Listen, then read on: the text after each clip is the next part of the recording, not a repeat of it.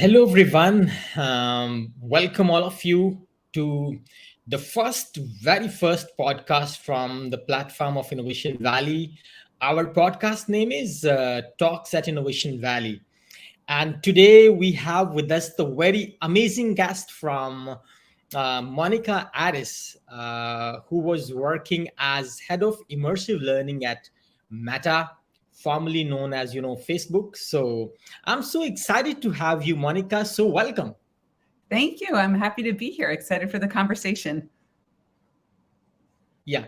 And we today have amazing list of questions, amazing questions from Monica, and we will be sharing with you all the insights and knowledge that Monica has. And that I'm following Monica for the last many months, and I see that she's so much excited on the immersive learning, and she's so excited on the future of education, especially in the metaverse. So, Monica, my first question from you, before we move towards the questions, I would like you to introduce yourself, what actually you were doing at Meta, and basically was your role, and why you are so much excited on the metaverse, especially for the learning. Yeah, so I have been focused on building solutions for learning across almost all the different spectrums for most of my career. And so I think, I didn't actually start off in education, but I had to go volunteer in a classroom one day as part of my job way back when. And I saw a need to make learning move and to make it more engaging and more exciting. And so I kind of pursued this career first as an educator, then was able to go to Amazon, where I helped create immersive learning labs, and then over to Facebook. And Facebook was building new technology that allowed us to open up pathways that weren't there before. And through augmented and virtual and mixed reality, it added this entire new layer that we could add to learning that I found really intriguing. So as head of immersive learning there, I was trying to build solutions across the board that would not only help developers and creators, but also fundamentally transform how we use this technology to increase engagement and retention and presence with other learners. All right. So, Monica, so great. My first question from you is that you what what thing did take you to this area, I mean immersive learning, and how do you see the future of education in the metaverse? Yeah, I think so. Look, education has needed solutions for a very, very long time. And I think it was one of those industries where we used to go and get the latest and greatest technology. We used to go and feel inspired. And then slowly we didn't quite evolve it at the same pace as technology did. And so as we were trying to understand the value of the metaverse and where the different technologies could really play a role, a lot of surveys were showing that people, I think 40% of people in one of the surveys said, actually, I'm interested in the metaverse because of the value it can bring to learning. And so when you think about it, it feels like a huge jump to suddenly bring people into these immersive environments and these new technologies that not everyone's very comfortable with. But if you look back over the last 40 years or so, I think it's really just a very natural step in the progression. And so when you look at how both technology and education have evolved every decade or so, we see this shift. So when I was little, if I was curious about something, I went to the encyclopedia, and I was really lucky to get one paragraph and maybe a picture. I loved the picture of Neil Armstrong standing on the moon for the first moon landing. And that was my one portal into that part of history. And I found it fascinating. That was enough for me. And then Web 1 came, and suddenly we had articles. They were one directional, but it made us recognize that there were ways to get information that weren't just from that paragraph in the encyclopedia or from our teacher at school.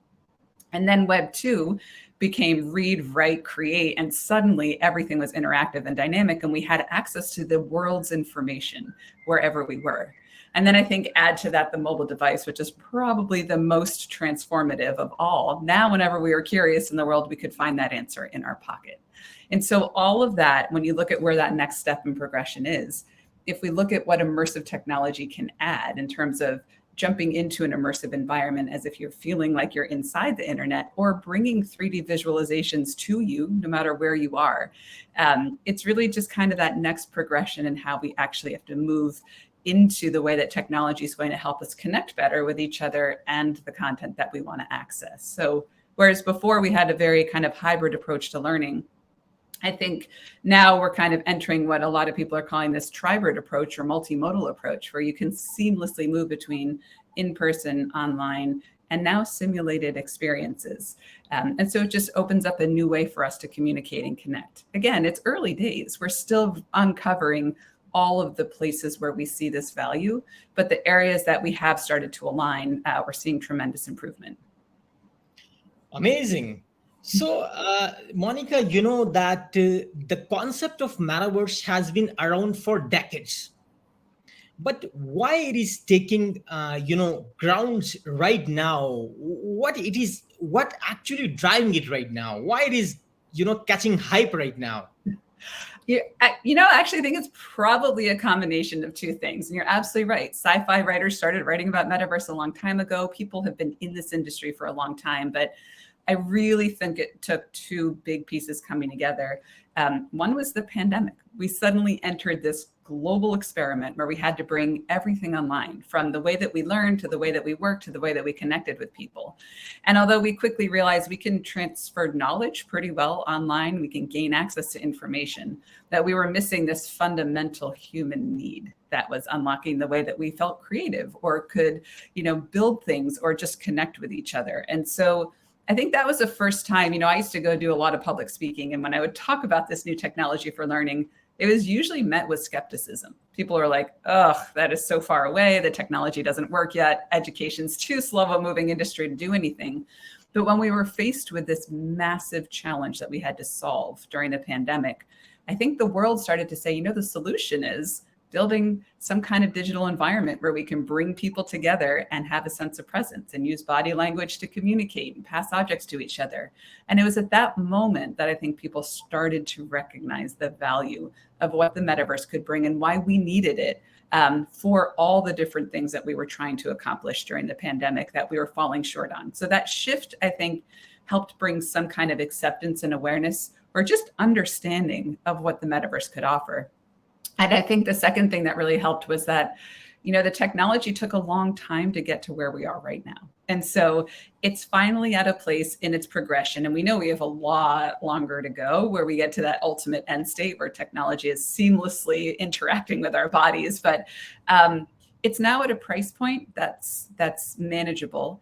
And the experience that you get is good. And so I think now to be able to go into some virtual reality experiences and play around and understand what it feels like, it's opening up that window a little bit for us to say, okay, it works right now, and I can see where that path is into the future. Whereas before, I don't know that people really understood that. So, as far as education goes, I think what the value that we have is we've always learned best. For thousands of years, we learned best in first-person spatial experiences. We learned with those around us in the place that we were in the world. Technology slowly moved us into like a rectangular period where everything was through a screen on a rectangle, and we became third-person observers of the story. So it's like we were just kind of watching it happen through our computers or our phones. This technology allows us to jump back to how we fundamentally engage and learn and explore into first-person lived experiences. But this time, we can do it with anyone in the world and feel like we're together and in any kind of environment that we want to create. So it's very, very early days, but we're seeing some incredible numbers. There's a study by the National Laboratory that said we remember about 5% of what we hear in lecture style learning, which is how most education is today, 10% of what we read, and 75% of what we experience in VR. And so that alone starts to make you recognize that's a significant number. It doesn't necessarily mean for every experience you go into, but where are the places that we can tap into that really allow learners to have that enormous improvement in performance in a way that's a lot more engaging and that connects to them. So lots of different use cases that we've explored.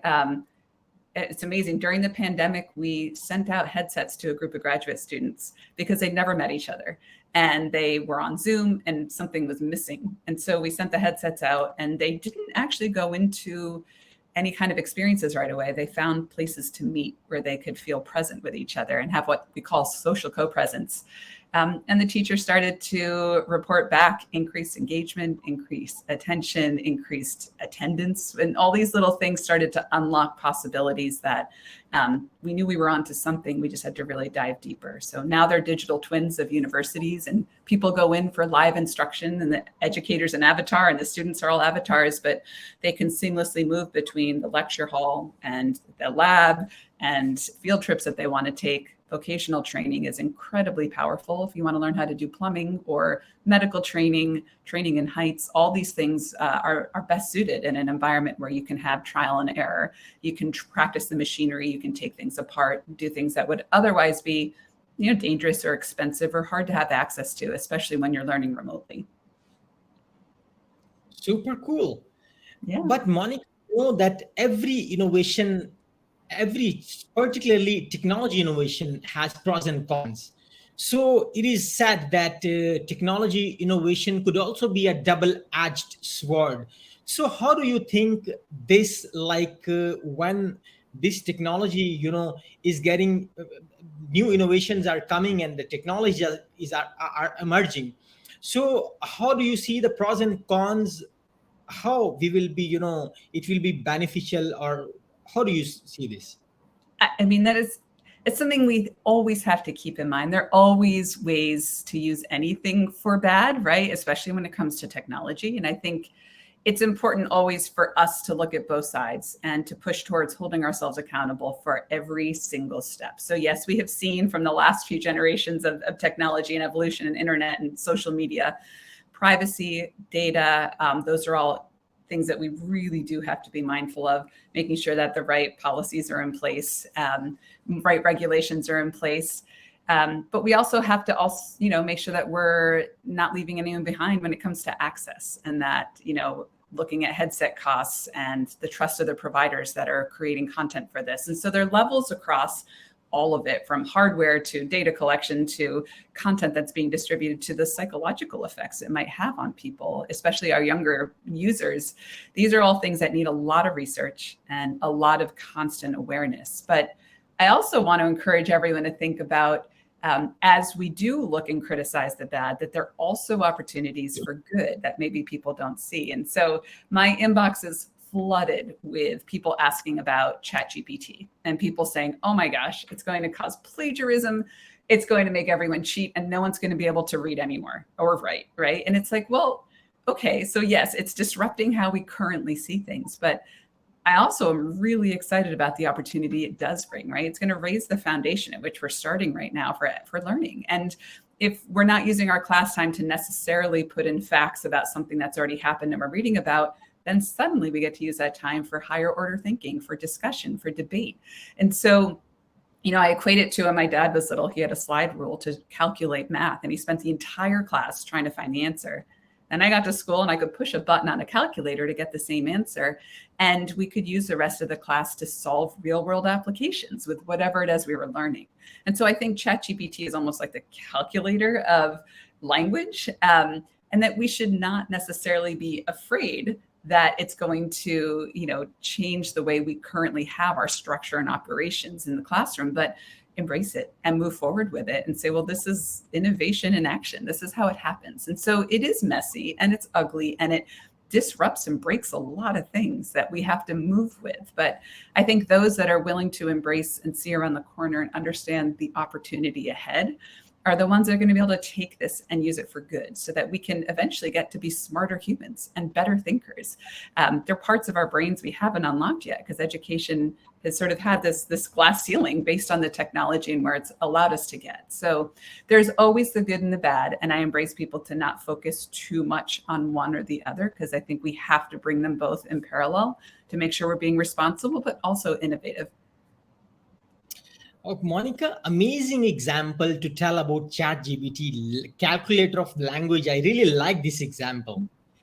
So, Monica, that there is a lot of excitement. I see a lot of buzzing around the metaverse. What you are excited the most on the metaverse? How do you see your excitement in the metaverse? Why you are so much excited? I mean, I think for me, again, in the learning space, what our job is to create better future for the next few generations, or to keep people who are currently in jobs growing, to keep people excited and to keep them curious and to find new ways to do that. And this is something that is a new way for increased visualization and interaction. It's going to bring down walls between homes and schools and museums in ways that we couldn't before.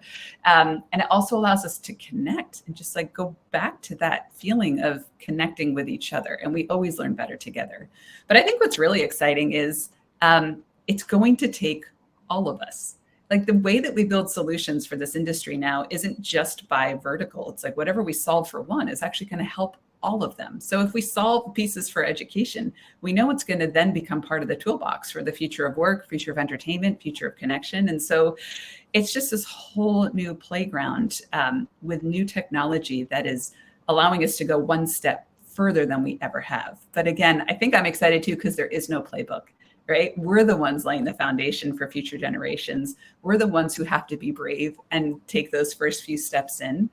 And so I think that bravery and trial and error are all things that excite me, that we are the people who get to do that and build it. And the hope is that 4 or 5 generations from now, it still has opened up pathways that are very valuable.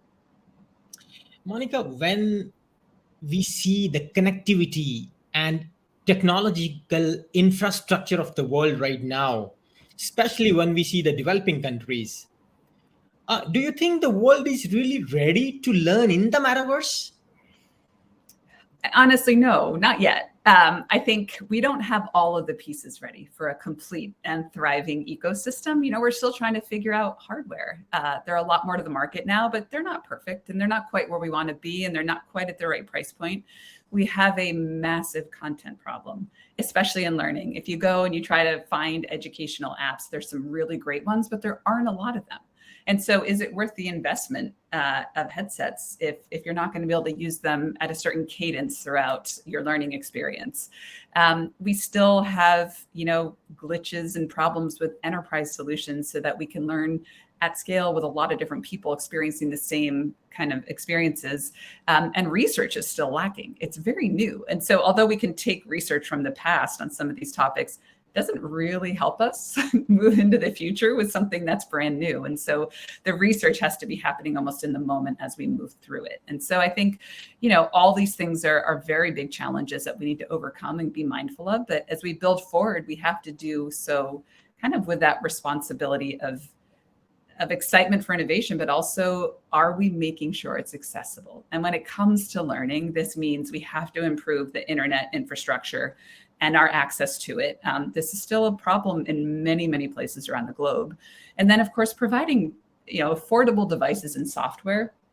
And there's an interesting play that we've seen in all software and hardware evolution of the first ones out are often fairly costly, and then we figure out ways to bring down the price. And we're still in that messy spot, I think, when it comes to metaverse technologies. And then investing in digital literacy is something else, right? And we just want to make sure that all students have the skills to actually participate in the metaverse and that we're not leaving people out. And so I think one way to help us sort of in the first few steps is think about having multiple levels of access to content. So if you have a headset and your education institution has headsets, great, you can access the metaverse through virtual reality. But if you don't, we as developers and creators have to make sure that there's always an augmented reality accompanying version. It won't be fully immersive, but there'll be things that you can still pop into your desk or experience in 3D. So that can be done through a mobile device. And that is more accessible than a headset right now. So if we can make sure we're stringing through pieces that can still be experienced, they can still be part of the conversation. And if you don't have that, if you have a computer or tablet of some sort, and you can at least see it in a 2D model, then I think we're making sure that from 2D to 3D, we've covered what we can to not leave people out. And I think, content matters too. I don't want to overlook that piece and the importance, but creating accessible metaverse environments is very important. And then developing content and curriculum that's inclusive and diverse so that everyone who steps into it feels welcome and included. And that's something that we need to do now from the very beginning to make sure that we are figuring out what that means and making that a standard across everything we build in the future. So I think we want to make sure that we're only adding value and using it when it's relevant. And this is another important thing because some people forget this, but like if you can go to the Eiffel Tower and go to the top and have a field trip and talk about that, great, you should go to the Eiffel Tower.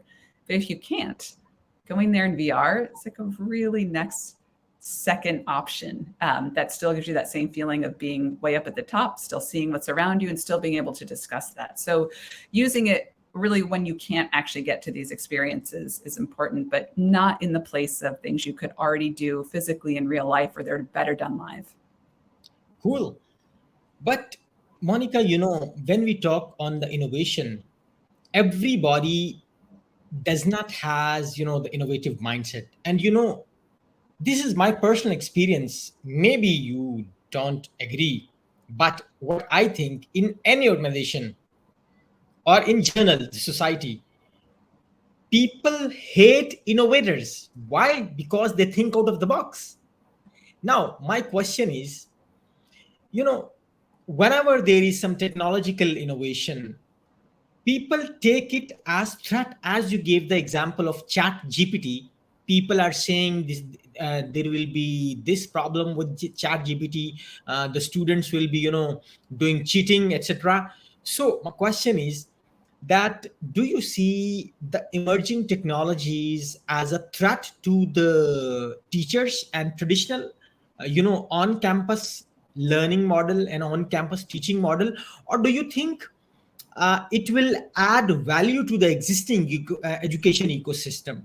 And sometimes I'll also cover the question that many teachers say, or many people say, technology will replace the teacher, chat GPT will replace the teacher, AI will replace the teacher, AI will take over. So these are the, uh, fear points. Yep. No, I hear you. Yes, people get very scared of innovation. It changes the rules. It changes the way that we have measured success or that people have understood how to operate within a system. I don't think technology will ever replace the role of the teacher. And if you've ever been at the receiving end of a very passionate, creative educator, you know how completely life-changing that is. I mean, from that moment you had that teacher for the rest of your life, you carry whatever it is that they unlocked inside you with you. And I don't think any technology could ever replace that. And so, educators come into the profession wanting to do that for every student. It becomes challenging when they have a lot of content to cover. There's a lot of red tape. You're looking at these boring textbooks.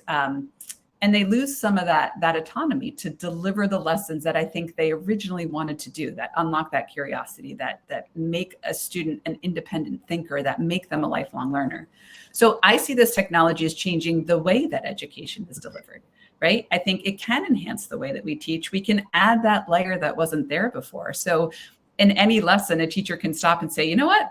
Let's just go there. Let's just hop in the headset and shrink down into something microscopic and tour the human body so we can have a much richer discussion and go deeper than this one picture in the textbook is going to show us. None of us could ever get to the moon, but you know what? Let's put our headset on and let's go up there and let's get the same perspective of the astronauts and see just how far away the Earth looks when you're up there and how half the Earth is lit up and where's the sun. And you can have these really rich discussions because you get to actually feel like it. I don't know if anyone's read, the Miss Frizzle's Magic School Bus, or even that idea of, the movie Mary Poppins, where you can jump inside the painting and suddenly be there. This technology allows teachers to have those tools when and if it's relevant. And it won't be relevant all the time, but when they need it, the goal is for students and educators and technology to seamlessly work together so that they can leverage the best possible learning environment and experience when they need it and have it at their fingertips. So I definitely don't think this will replace the teacher. I think it's just going to make them even better at their craft and make students even more excited and engaged in the classroom. These are things that both sides are craving right now. And, a lot of people say the same thing. It's like, oh, well, now we can learn off campus.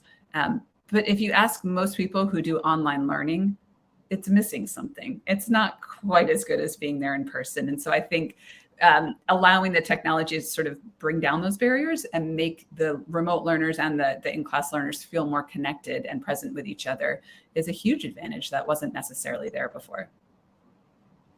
So, Monica, here the question is how we can make it sure, how we can make sure to the teachers, and how we can win the trust of the teachers that technology will never replace them. How can we encourage them I think to it's by work? helping them integrate it. It's making them see, all right, here's a lesson you used to teach this way, right? And here's a lesson that you're still the guide of the conversation, right? You can go in and have a virtual reality experience. You can pop open something 3D on your desk and interact with it. But then it's the discussion afterwards that becomes really rich. And that's something that the teacher still has to facilitate that, right? They still have to be the ones to connect the students and the learners to the experiences that they just had. That piece is integral to learning. Otherwise, you can seamlessly go through an experience and not necessarily get a lot out of it. It's hearing the different opinions and the ways that it changes the way people think. That I think is the real value of education. And that now is something that the educator can spend a lot more time focused on and doing. So I think it is a matter of them. Yes, the beginning is a little bit difficult. We are asking people to add something to their current craft, and we're not changing it all. We're not suddenly asking everyone to be in a headset all the time and learning in a headset or using AR everywhere. Not at all. You can still teach the way you always have, but when it makes sense and if the content's available, if you bring it into the classroom and try it, I think they'll all start to understand where that value is.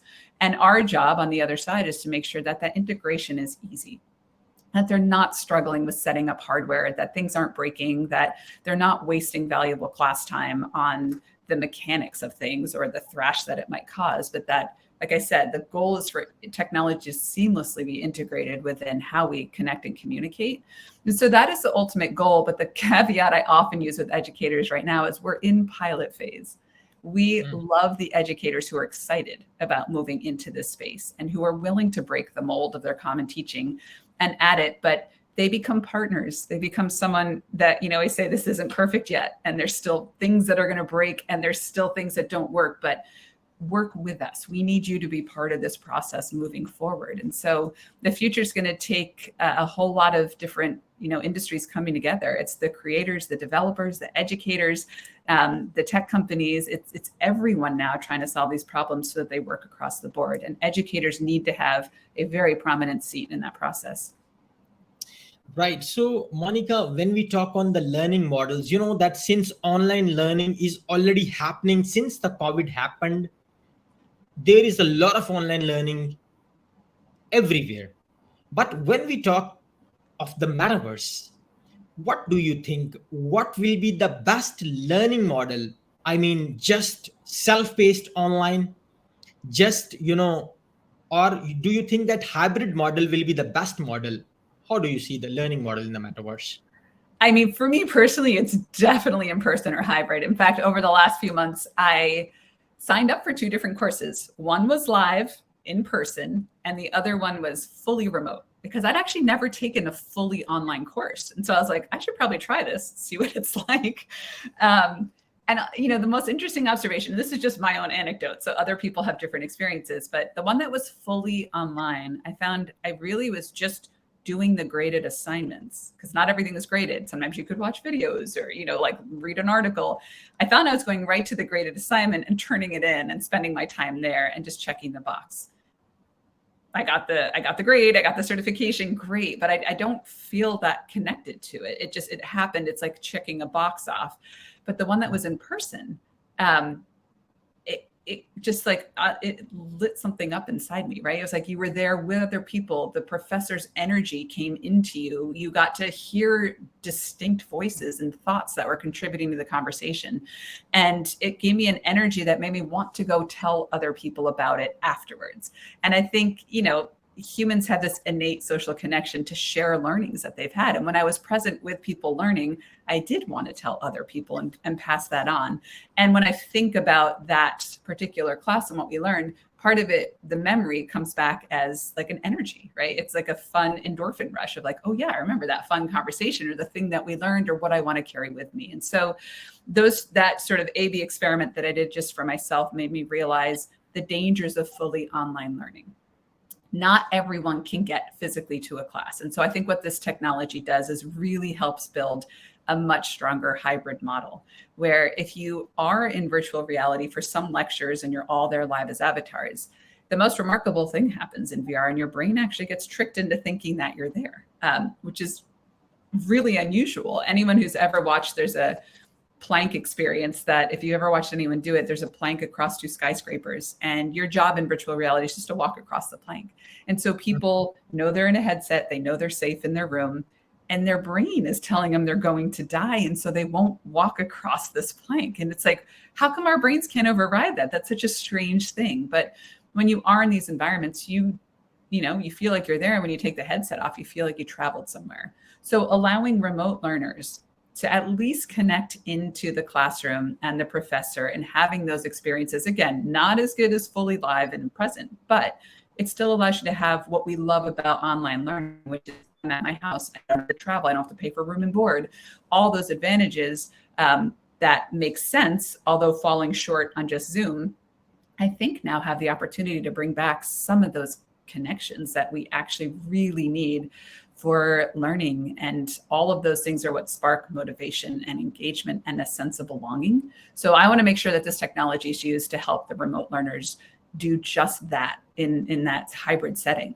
But of course, recognizing too that even if you're all on campus, this technology still adds a huge amount of value to the in-person experience too. Like I said, you can do, you can practice if you're in a vocational school and you want to learn plumbing. Like it's better to put the headset on and take apart the walls and see where all the pipes are. You can't always do that in real life very easily for 30 different students, or doing things that are otherwise impossible or too expensive or too far away to travel. So I think there's value both on-premise campus learning and also remote, but it especially solves the need for the hybrids, scenario that wasn't there before.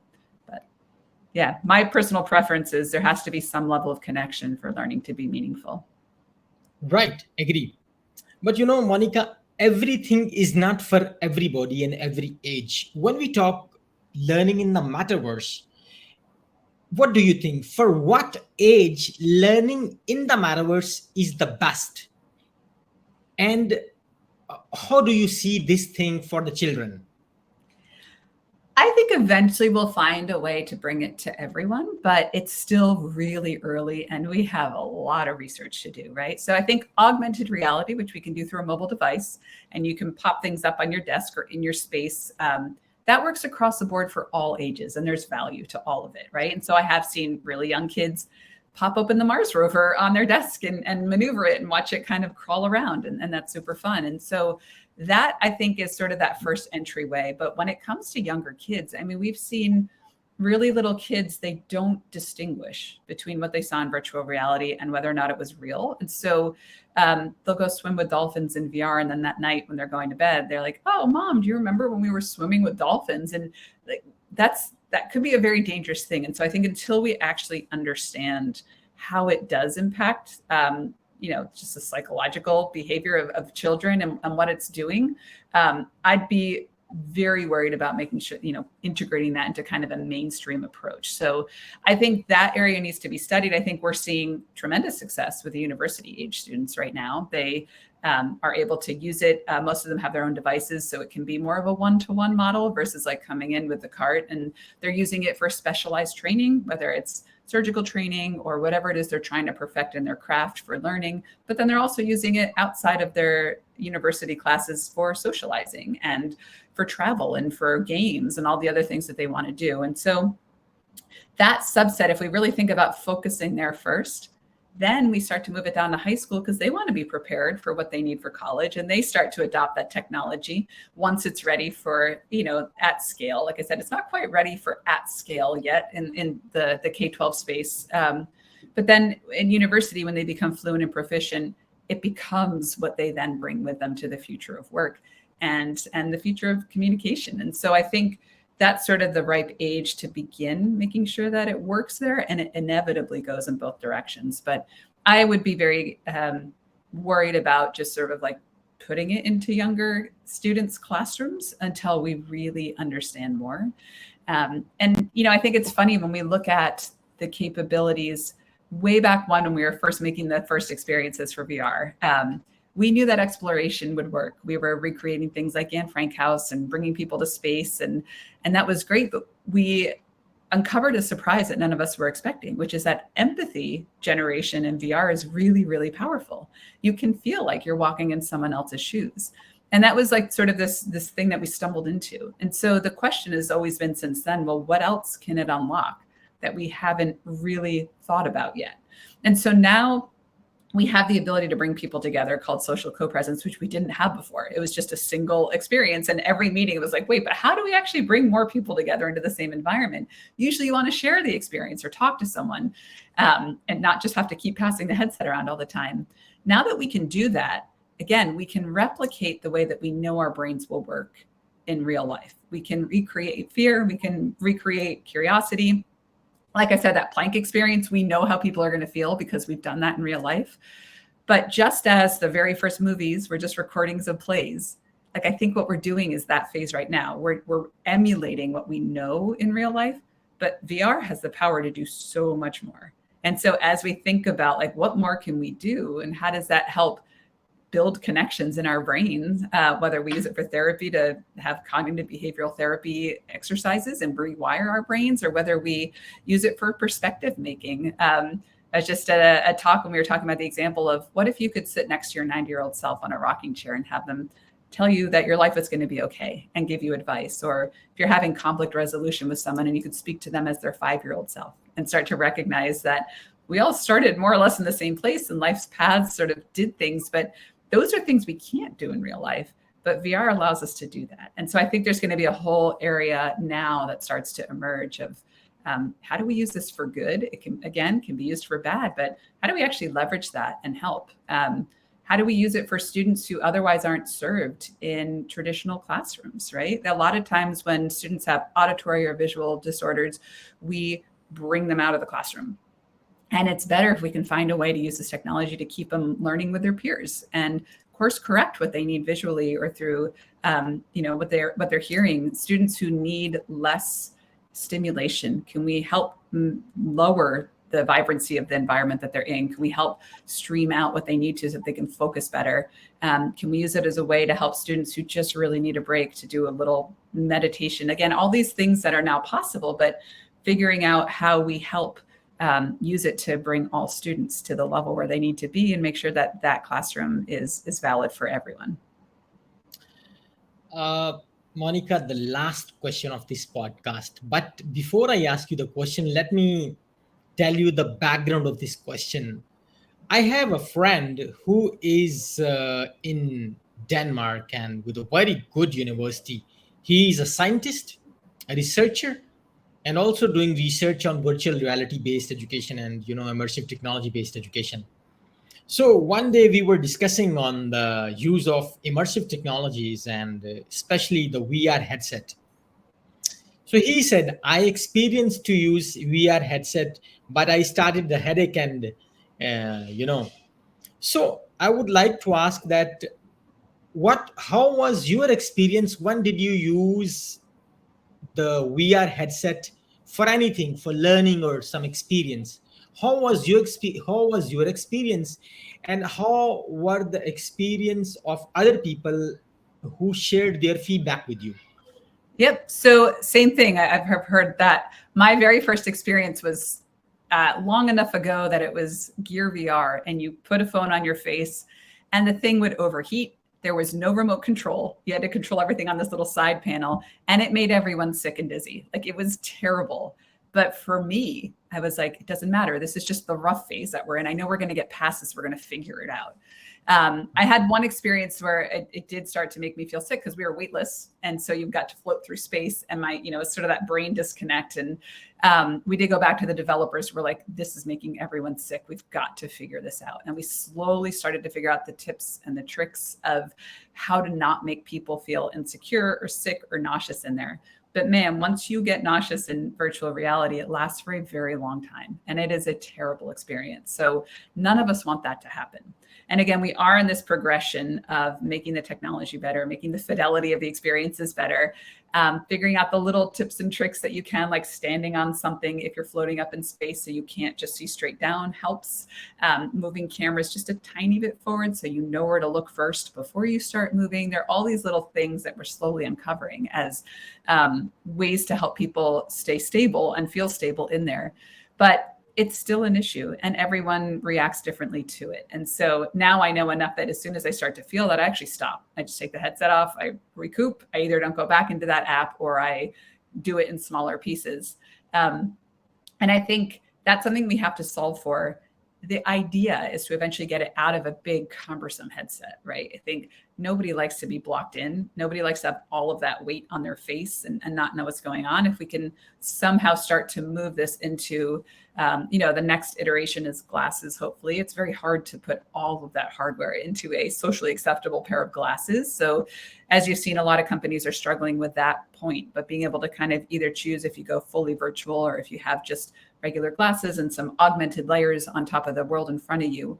And then the end goal is eventually through contacts, which is going to take much longer. And so where we're at right now is not meant to be the end state. It's part of the process of how we learn the technology, the development of it, and how to slowly get it into smaller, lighter form factors where people aren't going to be sick, but are comfortable wearing it for more hours. For me, it's not even just being sick. The headset itself, I find heavy, right? So after like 20 minutes, it starts to hurt my face. And a lot of people say that too. And so it's kind of making sure, yes, the proof of concept is there. Being fully immersed in an environment is amazing.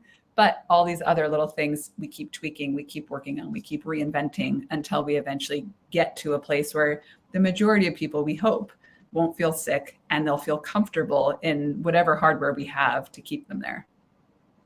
Monica, trust me, this was super amazing, super insightful, and really, knowledgeable.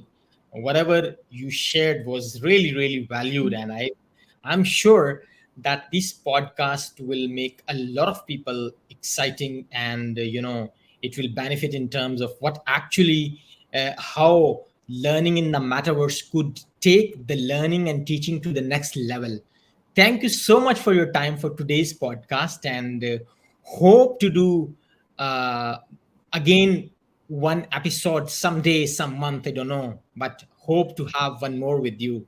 Absolutely. We should come back every year and see if any of these predictions are actually true or how the landscapes change.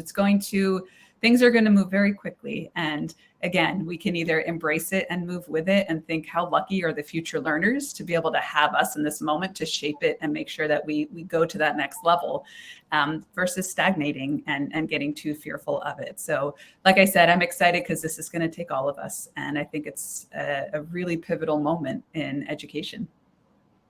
All right. Thank you, Monica. Thank you. Have a great time. Thank you you for your time for today's podcast. All right. Bye. Bye-bye.